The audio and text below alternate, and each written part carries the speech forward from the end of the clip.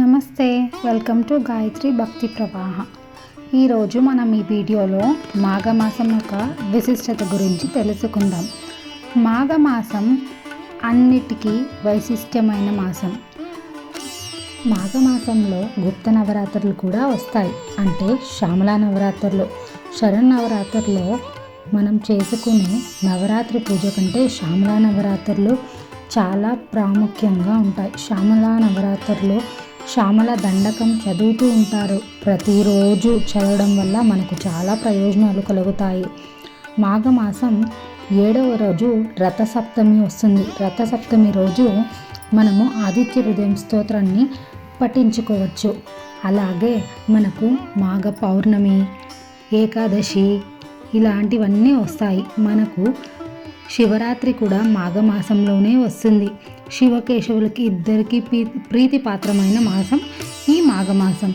దీని యొక్క విశిష్టత గురించి ఇంకా మనం తెలుసుకుందాం. మాఘము అనగా యజ్ఞము. యజ్ఞ యాగాది కృతులు మాఘమాసానికి విశిష్టంగా భావిస్తారు. మాఘ స్నానం ప్రాతకాలంలో చేసే స్నానం చాలా పవిత్రంగా భావిస్తారు. నదీ స్నానము చేయడం వల్ల మాఘ స్నానం ప్రాధాన్యతమైన విశిష్టాలని కలిగి ఉంటాయి. ఈ మాఘమాసంలో 30 రోజులు ఎవరైతే నదీ స్నానం, సముద్ర స్నానం చేస్తారో వాళ్ళకి మంచి ఫలితాలు కలుగుతాయి. మొదటి 15 రోజులు శ్రీ మహావిష్ణువుని మాఘమాసంలో పూజిస్తారు. ఆ తర్వాత 15 రోజులు శివుణ్ణి పూజిస్తారు మాఘమాసంలో. ఇలాంటి ఈ సమయంలో మనము సకల కష్టాలని స్వామికి మనము నివేదించుకుంటూ, మాఘమాసంలో సూర్యుడు మకర రాశిలో ఉంటాడు. అంటే ఈ నెల 18 నుంచి జనవరి 18 నుంచి శివరాత్రి గడిచేంత వరకు మనకు మాఘమాసం ఉంటుంది. ఇన్ని 30 రోజులు మనము పొద్దున్నే లేచి మాఘస్నానం చేయడానికి ప్రయత్నించాలి. ఈ మాఘస్నానం యొక్క విశిష్టత అంతా ఇంత కాదు.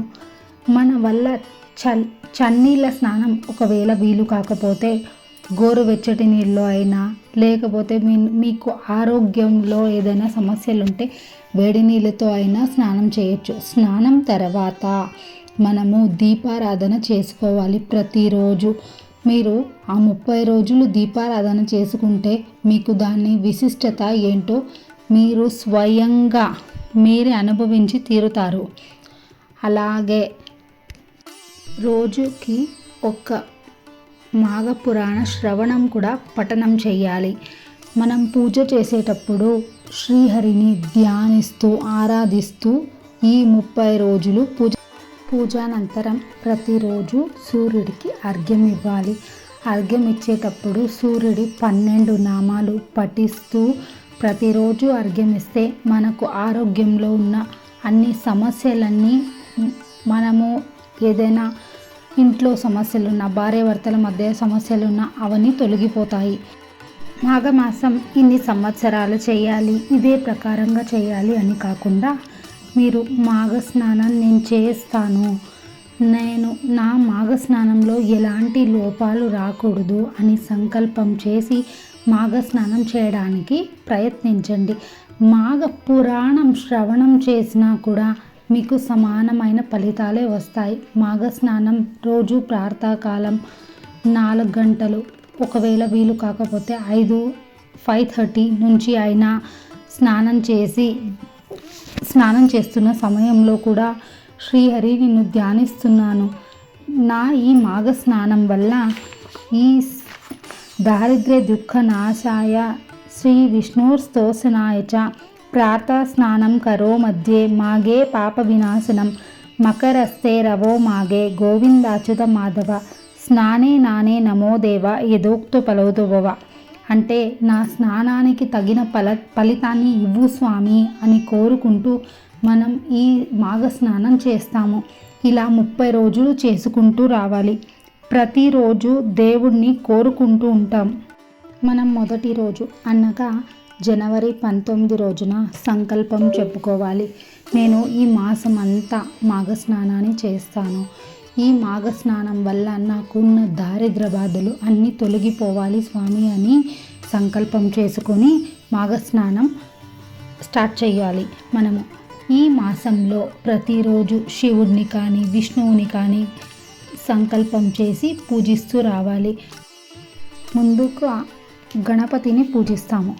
గణపతిని పూజించి నా పూజలో ఎలాంటి విఘ్నాలు లేకుండా చూడు స్వామి అని కోరుకుంటూ మరి శ్రీ మహావిష్ణువుని కానీ, ఒకవేళ మీకు శివుడి ఇలువేలుపు అయితే లేక మీకు శివుడి మీద ఎక్కువ నమ్మకం ఉన్న శివుడిని కూడా పూజించవచ్చు. ఈ మాసం అంతా శివ కేశవులు ఇద్దరిని పూజించడం వల్ల మనకు చాలా మంచి ఫలితాలు కలుగుతాయి. సూర్యుడు మకర రాశిలో ఉన్నప్పుడు ప్రతిరోజు సూర్యుడికి అర్ఘ్యం ఇవ్వాలి. ఇలా అర్ఘ్యం ఇస్తూ వస్తే మనకు ఉన్న ఆరోగ్య సమస్యలు అన్నీ తగ్గుముఖం పడతాయి. మనము చాలా హెల్తీగా ఉండగలుగుతాము. అంతేకాకుండా మాఘమాసంలో ప్రతిరోజు దీపారాధన చేయడం వల్ల మనకు శ్రేష్టమైన ఫలితాలు లభిస్తాయి. మాఘమాసం జనవరి 23వ తారీఖు వసంత పంచమి వస్తుంది. ఆ రోజు కూడా శ్యామల నవరాత్రులు మంచిగా జరుపుకోవచ్చు. మనకు అలాగే 25వ తారీఖున రథసప్తమి ఉంటుంది. రథసప్తమి రోజు భాస్కరుడిని పూజించాలి. 29వ తేదీ ఏకాదశి ఉంటుంది. ఈ మాసంలో 2 ఏకాదశిలు వస్తాయి. ఒకటి జయ ఏకాదశి, ఇంకొకటి విజయ ఏకాదశి. 2 ఏకాదశిలు కూడా మనము మాఘమాసంలో మంచిగా జరుపుకోవచ్చు. సూర్యుడు మాఘ స్నాన మహిమ చాలా ప్రాముఖ్యమైనది. మాఘమాసంలో ఉదయాన్నే నదీ స్నానం చేయడం వల్ల సర్వ పాపాలు నశిస్తాయి. గంగాదేవి, యమున, సరస్వతి ఎటువంటి పవిత్ర నదుల్లో అయినా స్నానం చేయడం అత్యంత శ్రేష్టం. దాన ధర్మాల ఫలితం కూడా ఈ మాఘమాసంలో మనకు చక్కని ఫలితాన్ని ఇస్తాయి. ఈ మాఘమాసంలో అన్నదానం, వస్త్రదానం, నువ్వులు, నెయ్యి, బెల్లం దానం చేయడం అక్షయమైన పుణ్య ఫలితాన్ని మనకు ఇస్తుంది. ఈ మాసంలో శ్రీ మహావిష్ణువుకి అత్యంత ప్రీతిపాత్రమైన మాసం. ఎందుకంటే మనము 2 ఏకాదశులు ఈ మాసంలోనే చేసుకుంటాము. జయ ఏకాదశి మరియు విజయ ఏకాదశి. ఆ రోజున విష్ణు సహస్రనామం పారాయణ చేయడం వల్ల మనకు మోక్షం కూడా లభిస్తుంది. అలాగే శివుడికి అభిషేకం, రుద్రజపం, బిల్వార్చన చేయడం వలన దీర్ఘాయుష్షు, ఆరోగ్యం, శాంతి కూడా లభిస్తుంది మనకు.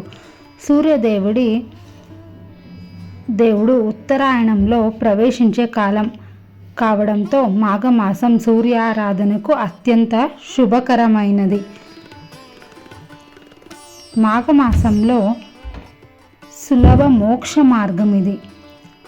ఎందుకంటే మనం మాఘమాసాల్లో వ్రతాలు అవన్నీ చేసుకుంటూ ఉంటాము కాబట్టి. ఇది బ్రహ్మ ముహూర్తం అటువంటిది.